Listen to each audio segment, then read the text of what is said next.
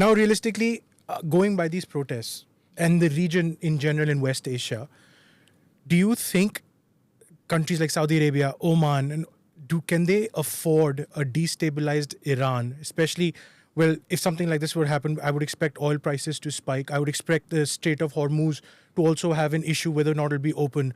Don't you think that these countries have extensive lobbying power now to talk to the Trump administration and not go for some sort of a kinetic action which could decapitate the Khomeini leadership, and maybe then, lurch the country into a crisis that could have wide geopolitical ramifications? So I know that Saudi Arabia and all, they have the issues with Iran, they have the issues with the nuclear policy, but do they want a destabilized non-Khomeini Iran where the future is up in the air? Who takes over? And an IRGC could take over, which could be completely against Saudi Arabia. Absolutely. This is a very important question you raise. And in fact, this is why the worry of the GCC countries. They are very worried about an American attack. America is thousands of miles away from Iran.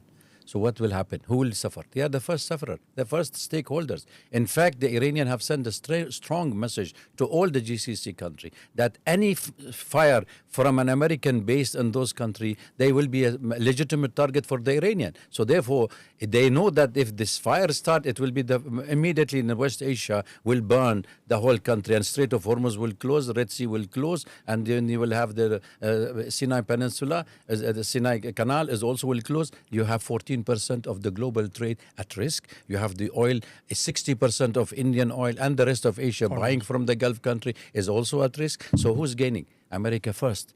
MAGA. Make America great, because that's what President Trump wanted. President Trump didn't come out of the blue. He's just implementing what the military industrial lobby of the United States wanted to do in this region. And then there are more than 70,000 American troops are residing in the Gulf country. They will be a legitimate target. He cannot go for a war. Trust me on this. We have seen the demonstration in 2009. We have seen it in 2019. We have seen it in 2022. This time it is the largest. It's the biggest because the economy. But do anybody speak about electricity? It is 24 hours electricity supply in Iran. I'm not supportive of the regime, by the way. I'm just simply giving you fact, because that is where we need to state the fact. We do not have to go with the Western narrative of their media, because they wanted to attack Iran, legitimize it, so American president can please Netanyahu, the Prime Minister of Israel. That's the strategy. America, if you look at the commonality between America and Iran, you will find there are so much of common between them rather than their opposite. It was the watchdog for the American interest in the GCC during Shah time, immediately after the Islamic Revolution. So Islamic Revolution came anti-Israel, and Israel wanted to make sure that all these countries neighboring Israel are dismantled, disintegrated, and no military threat to Israel's existence. So therefore, it's not, let us remember something, that it's not the Iranian revolution or regime wanted to change. It is the total destruction of the infrastructure of Iran has to go by the American. Why they didn't do it in Venezuela? Because they were kept intact. They just took the president, they are ruling it.